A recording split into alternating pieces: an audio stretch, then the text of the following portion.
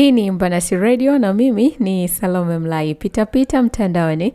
Nimepitia ukurasa wa Instagram wa Hans Raphael, bado niko hapa napitia ukurasa wake bwana. Update nyingine hapa inasema no doubt Kaleto Mkagwala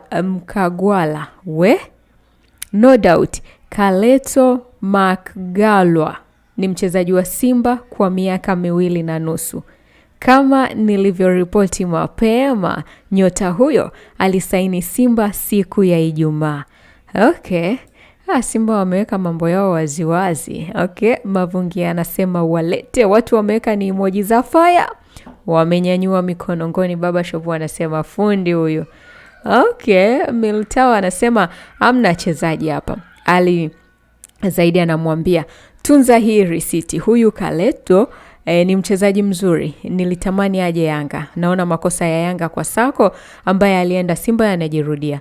Mpira wa sasa eneo la ufungaji unahitaji kasi, chenga na direct kwenye boksi la mpinzani. Jamaa anafanya hayo yote. Militao anasema kaka na kuelewa ila hapa hamna mchezaji. Viatu bora anamwambia ukitumia hisia. Okay. Nei anasema kwani Yanga mwaka huu hatusajili? Mbona sielewi? Araya TZ anamwambia kimya safari hii. Yani hatusikii chochote.